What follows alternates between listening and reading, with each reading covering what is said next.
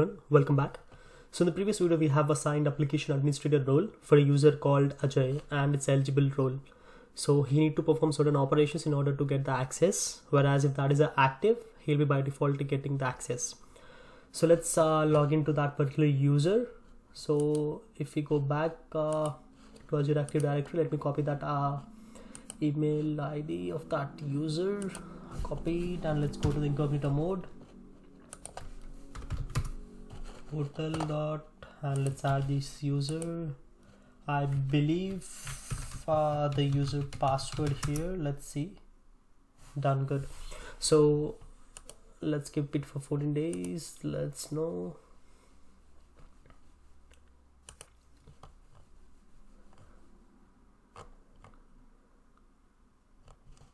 Go to the privilege identity management.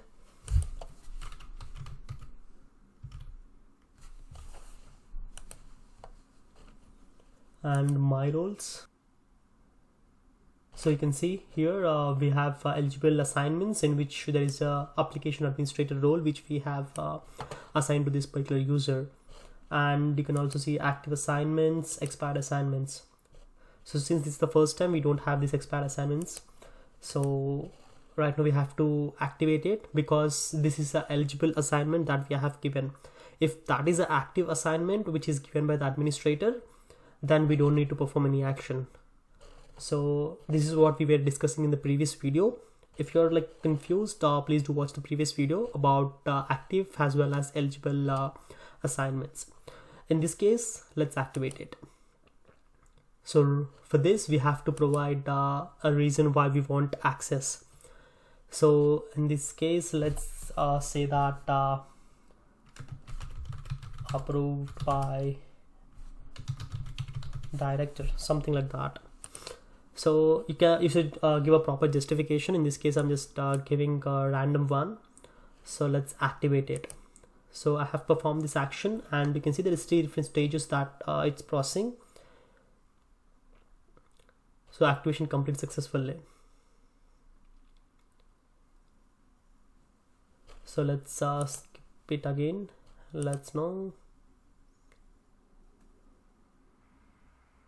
So this is how you have to activate the roles. The application administrator has been activated, and if you go to the active assignments, you can see there is option application administrator which has been activated.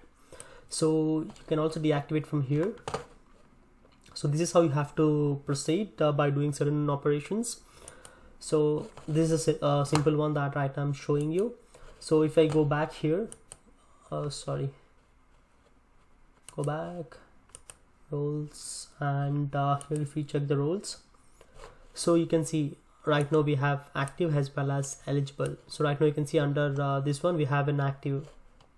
Where did it went? Okay, I just click this. Okay, so this is what it's showing. Let's click this application administrator, and you can see there is Ajay, and in the active assignments, so he has been activated.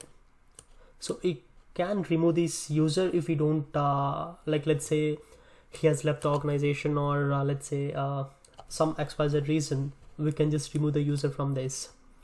So this is how you can perform the PIM. And we also have the audit logs for this. So you can see my audit history, so you can click that, and you can see the operations that we have performed. So we have gave access to the user called Ajay. So the role is application administrator. So you can also see the logs are related to that. So this is how you have to perform the PIM, and you can also remove the assignments. Let's do that. So if you go back here, so under manage, so we have Azure Ready roles. Click that, and we have assignments here. So click that assignments, and we can see the assignment that we have given. So you can remove from here. You just need to click remove and click yes. So role assignment failed. The active duration is too short. Minimum required is 5 minutes. Okay. Since it's not more than 5 minutes, we were not able to delete it. So we have to wait for 5 minutes, and only then we can remove this particular user. So after 5 minutes, you can just delete it. So that's it for now. I hope you guys understood the concept of privileged identity management. I'll be keeping the relevant videos in the description for you to watch. If you've liked the video, please click the like button below, and if you're not subscribed to the channel, please do subscribe to the channel and please share the video. Thanks everyone.